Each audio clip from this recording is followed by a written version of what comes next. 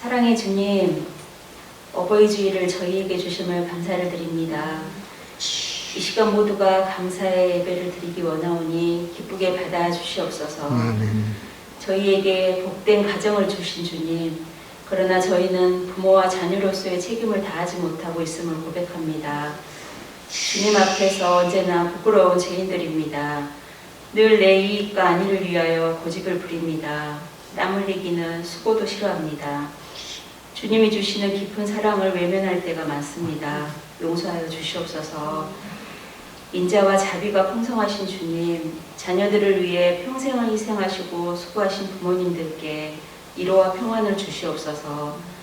또한 자녀들이 잘되기만을 기도하며 사신 부모님들께 축복하셔서 건강을 주시고 원하시는 모든 소원들이 주님의 뜻 안에서 성취되게 하여 주시옵소서. 아멘. 아직 주님을 영접하지 못한 부모님들께는 저희가 먼저 간곡한 기도와 신앙의 분을 보임으로써 주님을 영접하고 영생을 얻게 하는데 자녀의 임무를 다할 수 있게 도와주시옵소서. 아멘. 특별히 노령에 계신 분들께 건강의 축복을 허락하셔서 세상에서 주님이 맡겨주신 일을 다 마칠 때까지 맑은 영혼과 건강의 축복을 덧입혀 주시옵소서. 아멘. 은혜의 주님, 자녀들에게 부모님을 사랑하고 순종하며 공경하는 복된 마음을 주시옵소서. 부모님의 은혜에 조금이라도 보답하겠다는 심정으로 부모님을 따뜻하게 모시며 부모님의 말씀을 잘 순종할 수 있는 자녀들이 되게 하여 주시옵소서. 아멘.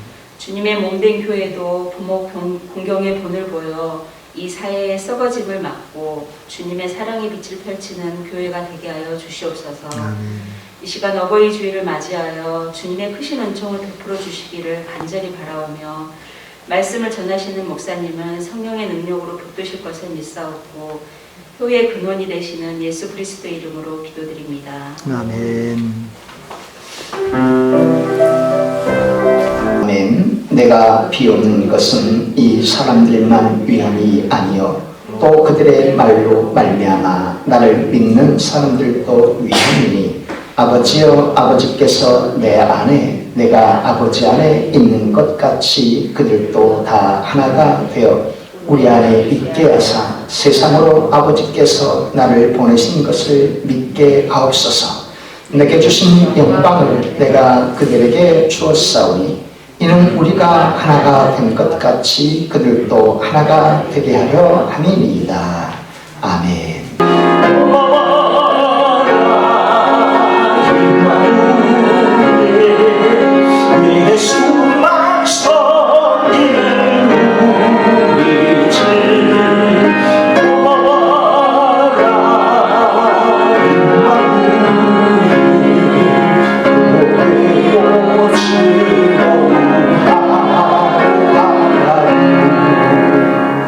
재미있는 이야기가 있습니다. 변기에 돈이 빠졌을 때 어떤 일이 일어나겠는가 하는 것입니다. 10원짜리가 변기에 빠졌을 때 어떤 일이 벌어지겠습니까? 수수방관. 500원짜리가 빠졌을 때는요, 자포자기. 1000원짜리가 빠졌을 때는 돈이 좀 되는 것을 알기 때문에 우왕좌왕한다는 것이죠. 5,000원짜리가 빠졌을 때는요, 안절부절. 10,000원짜리가 빠졌을 때는 이판사판. 50,000원짜리가 빠졌을 때는 입수준비. 100,000원짜리가 빠졌을 때는 사생결단. 100,000원짜리가 빠졌을 때는 부샤블라. 그런데 거기에 남편이 빠졌을 때는 물을 내려버린다. 나이가 들수록 아내에게 잘 보여야 한다는 뜻이겠죠. 서울 교대를 나와 10년간 초등학교 학생들을 가르치고 지금은 부천대 유아교육과 교수로 있는 전성수 교수님이라는 분이 있습니다. 그분이 어느 날 차를 몰고 가다가 중앙선을 넘어오는 차와 부딪혀 교통사고를 당했습니다. 졸지에 자기 아내와 동석했던 관계로 병원에 입원 신세를 져야 했죠. 병원에 입원하고 며칠을 지나 동안 수많은 사람들이 그 병원 문을 들락거리는 것을 보게 되었습니다. 그런데 그분의 병상 맞은편에 2주 동안 누워있는 한 환자가 있었습니다. 그리고는 더 며칠이 지나 그 환자가 자신에게 건너와 기적적인 이야기를 전해주는 것이었죠. 그분은 원래 유단자였는데 박정희 정권 시절 조폭 단속을 피해 미국으로 도망친 분이었습니다. 미국 땅에 살다가 미국 시민권을 얻어서 이제 있다가 한국으로 귀국을 하게 되었죠. 공항 수출입 물품 관리하는 업무를 맡았습니다. 어느 날 업무차 공항에서 시내로 돌아오다가 자유로 근처에 나들목에 차를 받고 이제 몰고 가는데 갑자기 하늘에서 큰 차가 떨어지더니 자기를 툭 치는 것이었습니다. 이 사고로 그는 의식을 잃어버렸죠. 목은 부러져 버렸고 온 몸은 사지마비가 되었고 갈비뼈는 부러져 허파와 내장이 파열되었습니다. 졸지에 병원 영안실로 실려온 것이었죠. 그분은 사망한 것으로 처리돼 비늘에 담긴 채 영안실에 방치된 것이었습니다. 그런데 희한하게 그 병원 영안실에 시신을 닦는 어떤 권사님 한 분이 비늘 지퍼를 열고 그분의 시신을 닦는데 희미한 숨소리가 있는 것을 듣게 되었습니다. 그리고는 영안실 관계자에게 속히 알렸고 급히 중환자실로 옮기게 되었습니다. 그 후에도 그 권사님은 매일같이 짧은 시간이지만 그 중환자실에 들러서 성경을 읽어주고 주기도문의 기도를 드렸습니다. 그때 의료진은 가망이 없다고 판단을 했습니다. 하지만 미국 시민권자인 그분을 함부로 할 수가 없었죠. 그렇게 뇌사 상태로 몇 달째 누워 지내는데 그때마다 그 권사님은 그분을 찾아가 성경을 읽어주고 기도하고 주기도문을 외워줬습니다. 그로부터 이제 병원 관계자가 한번 수술이나 해보자 하고 결정을 내렸고 목과 다른 부위를 여러 차례 수술을 하게 된 것이죠.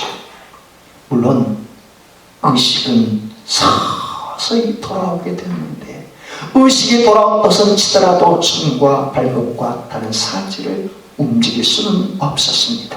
그런데 그때부터 놀라운 일이 펼쳐졌습니다. 한 번도 교회에 나간 적이 없던 그분이 의식이 돌아올 때부터 하나님이 믿어지고 예수님이 자신을 위해 십자가에 돌아가셨다는 사실이 믿어지기 시작하더라는 겁니다. 더욱이 그의 입에서 나온 첫 마디도 주기도문이었습니다. 한 번도 주기도문을 읽어본 적도 없는 그의 뇌에서 주기도문이 술술 나오기 시작했던 것이었습니다. 어떻게 이런 일이 가능할 수 있겠습니까? 뇌사 상태에 있는 그분을 하나님께서 하나님의 말씀으로 그의 영과 혼과 관절과 골수를 찔러 쪼개서 살리신 것 아니겠습니까? 그 권사님이 읽어준 성경 말씀과 주기도문을 통해 하나님께서 그의 영과 육신을 살려내기 시작한 것이었죠.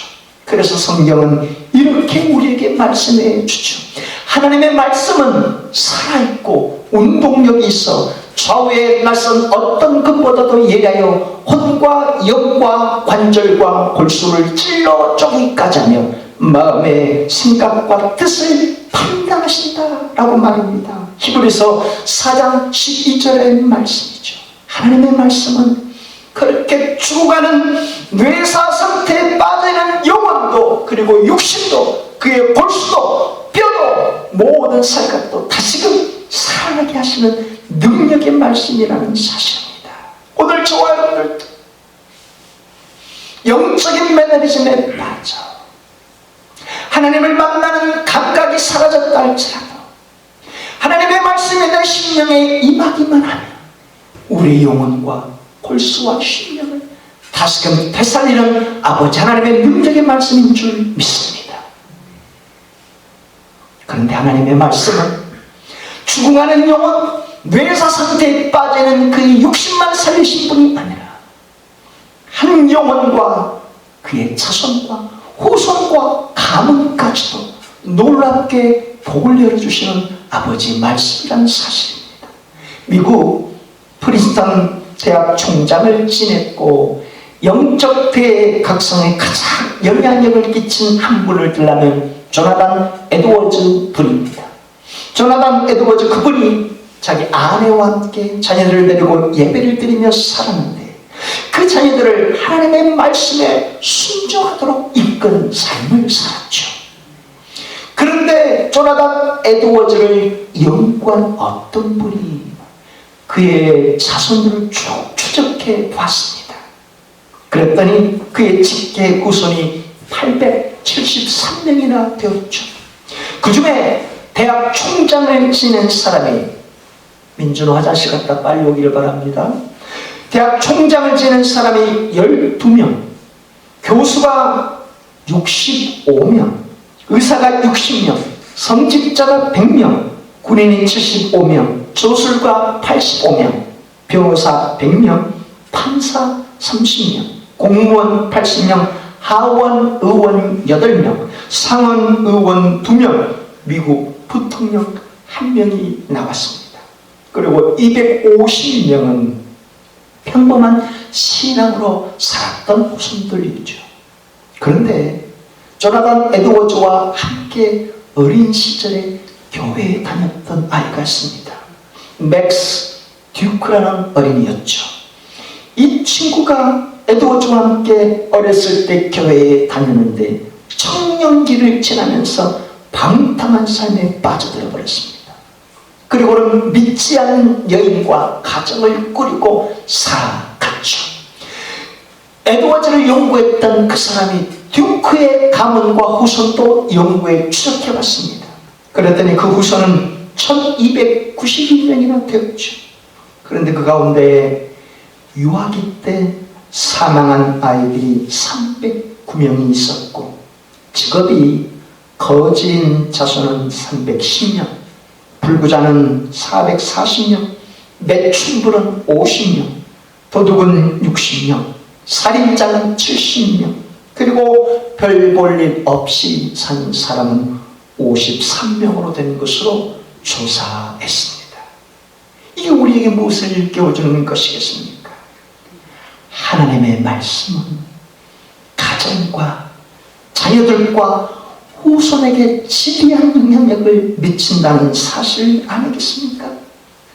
하나님을 모른 채 뇌사 상태에 빠져있는 한 영혼을 하나님의 말씀으로 살리시는 것은 당연한 일이요, 뿐만 아니라 하나님의 말씀에 참지 순종하는 부모의 그 삶을 통해 자식과 후손과 그 가문에 지대한 복을 내리신 분이 하나님 아버지요, 하나님의 말씀이라는 사실입니다. 그것은 지금도 마찬가지 아니겠습니까? 하나님께서는 지금도 천지만물의 창조주로서 시퍼렇게 살아계신 하나님 아니십니까? 그러니 그분이 약속하신 성경의 언약의 말씀도 지금도 역사하시는 말씀이죠.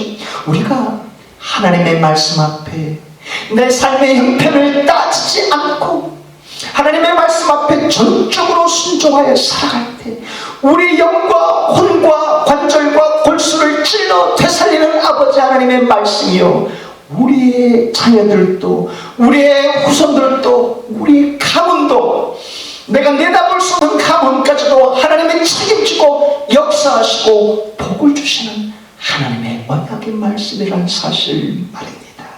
왜요? 이와 같은 사실을 통해 세상에 믿지 않는 사람들을 통해 우리를 보고 하나님의 자녀임을 알도록 하기 위함이라는 사실입니다. 할렐루야. 오늘 본문을 통해 우리에게 전해주시는 주님의 메시지, 어버이 주일을 통해 우리에게 전해주시는 하나님의 메시지가 바로 이것입니다.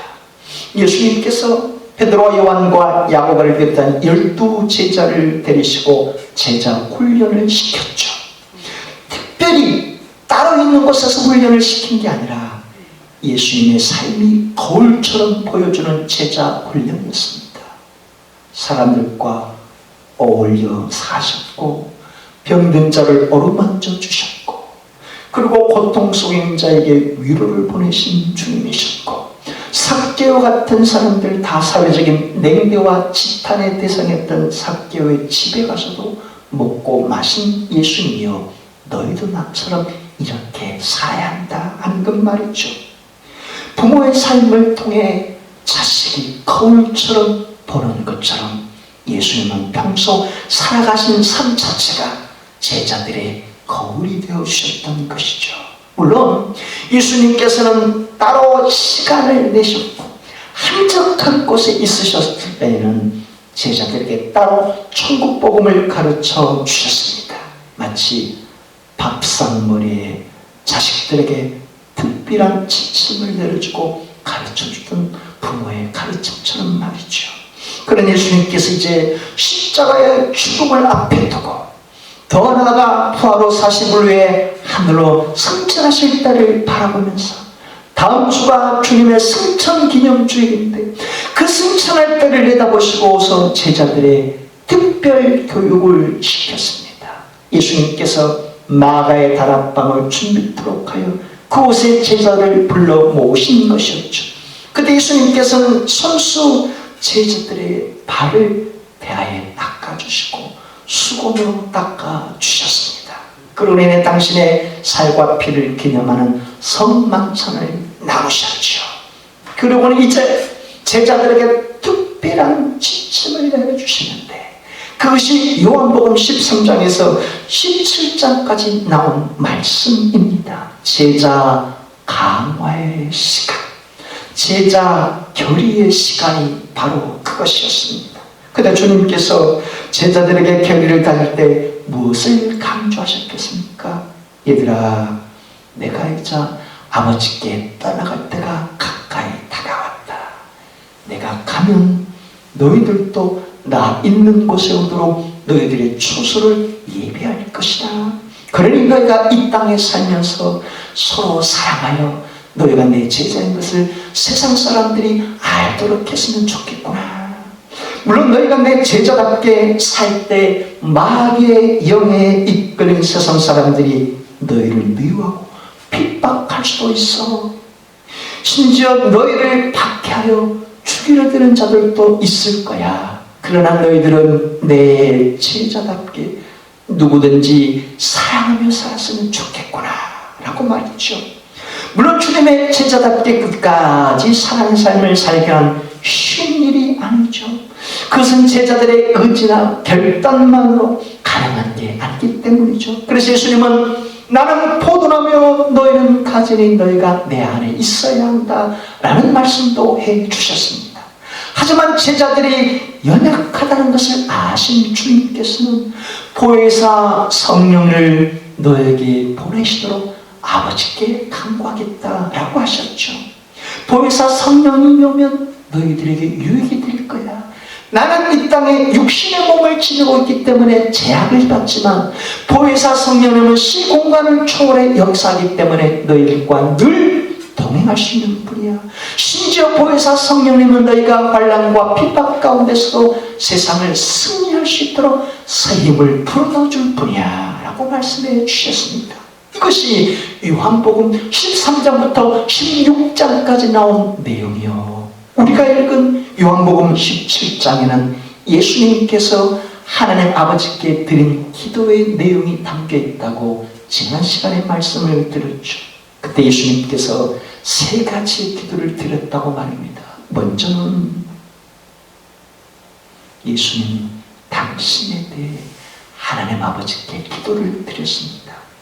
하나님, 영생은 유일하신 참 하나님과 하나님께서 보내신 예수 그리스도를 아는 것이 영생이니 세상이 저를 통해 하나님을 알게 해주세요.